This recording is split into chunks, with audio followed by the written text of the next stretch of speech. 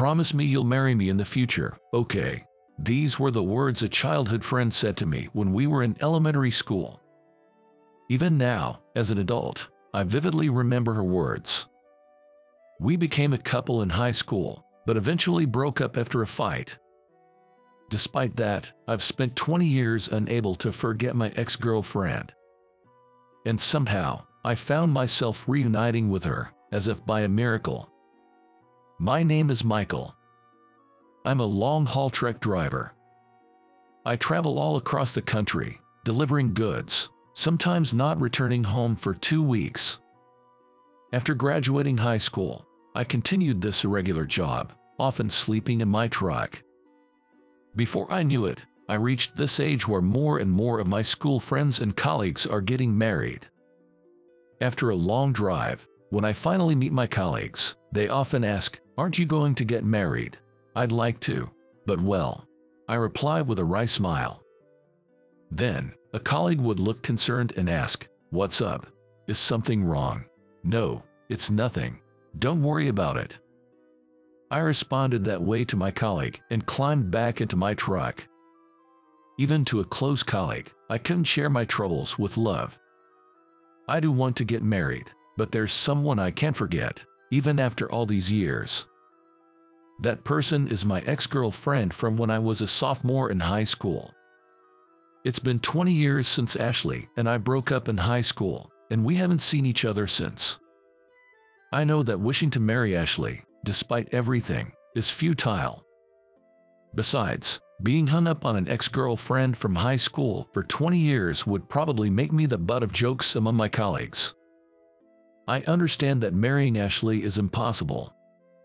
Yet, whenever I hear the word marriage, I can't help but think of Ashley. Even 20 years after we broke up, I'm still unable to move on due to my lingering feelings for Ashley. Ashley was a childhood friend from elementary school. Our houses were close, and our parents were good friends. After school, we would play together or do homework every day. Meeting up after school or during holidays was a given. Visiting each other's homes and playing was a normal part of our daily lives. Ashley felt like more than a friend. There was a deeper connection. It was in the spring when Ashley and I were in the 3rd grade. Ashley's older cousin got married. Ashley showed me photos of the wedding, with her cousin in a pure white wedding dress. The photos captured a magical world, enchanting me. As I was mesmerized by the photos, Ashley shyly said, "Promise me you'll marry me in the future, okay?" I involuntarily swallowed at Ashley's words. Just imagining Ashley in a beautiful wedding dress made my heart race. Surprised and nervous, I couldn't find the words to respond.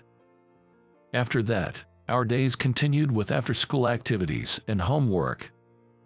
I believed we would always spend our days together, even in the distant future. But then, a tragic event disrupted our peaceful lives. In our 5th year of elementary school, Ashley's father died in a traffic accident. Following that, Ashley and her mother became withdrawn. I tried to cheer her up, suggesting, "Hey, let's play together today." But she simply replied, "I can't today," turning me down. I wondered to myself, why won't Ashley play with me, and felt down all alone. Then, my mom explained, Ashley is grieving the loss of her father, who was the pillar of their family. Give her some space for now. That makes sense. Ashley's father was incredibly kind and reliable, truly living up to being the family's pillar. At the sports festival, it was Ashley's father who took the lead in preparing the lunch and setting up the camera. Given that such a father was suddenly gone, it's understandable that Ashley would be filled with anxiety. Every time we saw each other at school, I continued to be considerate of Ashley. "I'm sorry for asking you to play the other day. I didn't realize you were feeling down." When I did, Ashley smiled and said, "It's okay, it's tough right now, but let's play together again once I feel better." Though I didn't see Ashley every day anymore, I made sure to be available to hang out during breaks, on her terms. Every time we met during breaks, I kept asking her, "Are you okay? Have you been well?" Ashley always showed me a smile and said, "Yeah, I'm fine," but I noticed something. There were times when her smile was genuine and times when it was forced. The loss of her father meant healing the emotional wounds wouldn't be easy. Quietly, I sensed this just by looking at her expressions. Eventually, Ashley and I attended the same middle and high school. Waiting for the right moment when Ashley's feelings had settled, I told her that I liked her in our sophomore year of high school. She was a significant presence in my life, whom I had loved from afar for years and watched go through hard times after her father's passing. When Ashley and I started dating, I was overjoyed, feeling like I was on top of the world. Ashley laughed happily, saying, "I never imagined I would actually date Michael." "Me neither. It feels like a dream to be dating you," I replied with a smile. Our relationship started off smoothly, but then another event came that would affect us both. Around the same time Ashley and I started dating, her mother remarried. I heard the new husband was someone from her mother's workplace. He had been supporting her mother since her husband's death. It felt like he was in a similar situation to me, encouraging Ashley when she was down. I thought to myself, both Ashley and her mother must have been equally saddened by her father's death.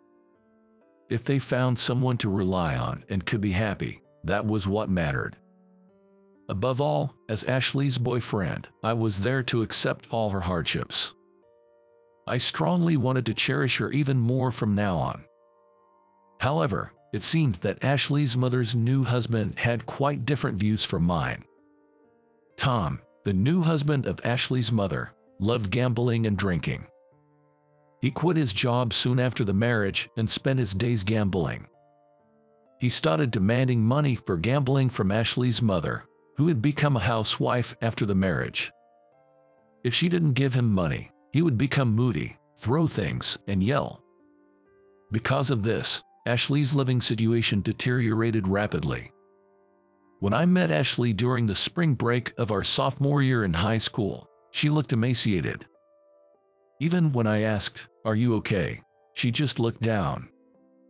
Then, raising her face, Ashley suddenly glared at me and quietly started to complain. "Hey, why don't you spend more time with me? Why do we always meet at the same cafe?" I was puzzled by her unexpected words. "But isn't it better to prioritize studying for exams right now? Plus, we're students. We don't have much money," I explained. Immediately, she began to vent her long-held frustrations, getting angry. "It's always we're students. We don't have money excuses. How long do I have to keep adjusting to you, who has no ambition?" Hearing Ashley's words, I was certain. I had many immature aspects in romance, and it was hard to perfectly understand her feelings. I prioritized studying for exams because I wanted to make her happy in the future. To be honest, I'm just a healthy teenage boy going for puberty.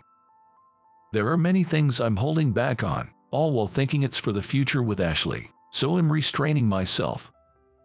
She was my first in everything. Because she is so important to me, I thought I didn't want to cause her any more pain. "I didn't realize I was making you hold back so much. Staying with me will only make you unhappy. Let's break up for both of our sakes." For me, this was a major decision. Ashley, crying, angrily asked, "Why are you abandoning me like this?" And so, we ended up breaking up and moved on to our senior year of high school, separated. But she was no longer at school.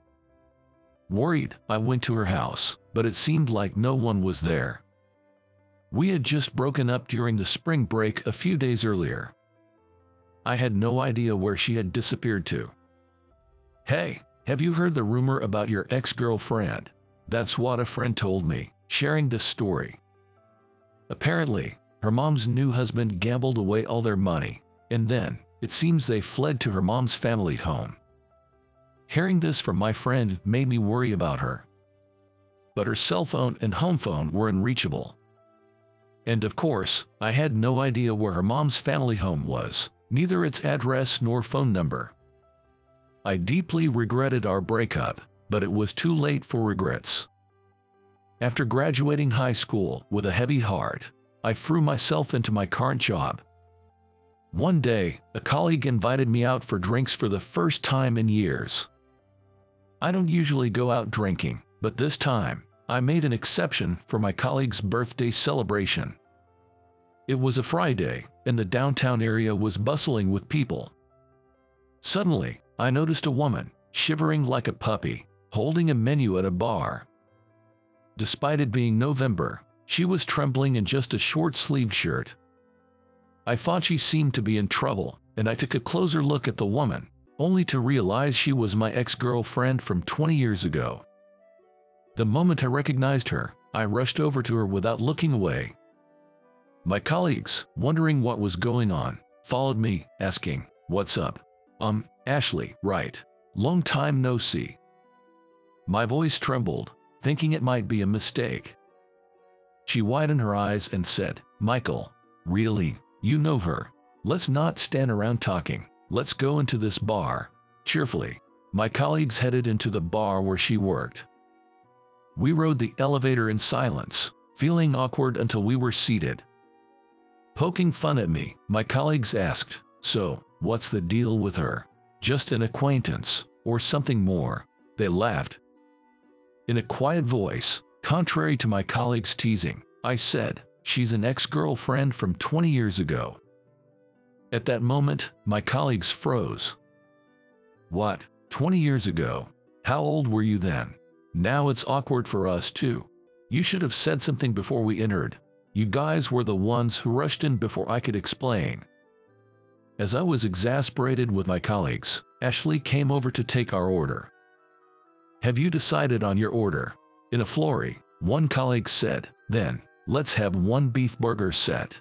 I'll have a pint and beef stew." This guy will have the beef burger set and a cocktail. He ordered for me as well. There's no need to decide for me. "Well, we feel more awkward about it," my colleagues admitted. Ashley chuckled and said, "It's all in the past, don't worry about it," and after taking our order, she came back to our table.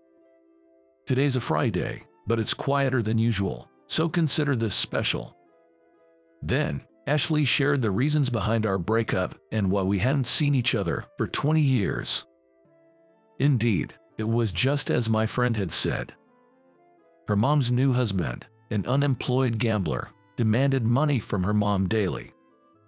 Eventually, when her mom's savings ran out, she had been saying this to Ashley for a while. "Someday, while he's asleep, let's run away." It seems they were secretly packing their belongings to escape from her stepfather. "Breaking up with you was becoming inevitable, and it truly hurt. I wished you would hate me, so I said terrible things." She confessed, tears streaming down her face, as I silently hugged her. My colleagues, surprised yet listening intently, stayed quiet. "If breaking up was hard for you, you should have just told me that." But I couldn't be honest about my feelings. I couldn't leave my mom behind either. I was still a child, unable to make proper decisions. "I'm sorry for saying things that hurt you," she replied. From that day, we began seeing each other again. Back then, I couldn't stand up to him because he was taking all the money, and I wanted to help my crying mom. Choosing between my boyfriend and my parent was an ultimate decision for me. She said with a bitter smile, "Is your mom okay now?" "Yeah, it took time, but things have finally settled down recently." "Then, let's prioritize our time together from now on. You've put your parents first until now. It's time to reclaim the time lost as a couple." She was shocked. "After 20 years, getting back together, are you sure about me? For 20 years, there hasn't been a single day I haven't thought about you. I honestly didn't think I could ever find someone I loved as much. Will you date me again?" She nodded silently, tears flowing. After overcoming 20 years, we restarted our relationship. This time, I hope to cherish her, considering marriage. Until now, We've both prioritized our families and careers for a long time. That's why I'm hoping we can start to prioritize our time together more. The fact that the marriage I had almost given up on with my girlfriend is now drawing closer brings me immense joy. Even after we parted ways, I couldn't let go, and I'm still working hard today with the goal of marrying her in mind.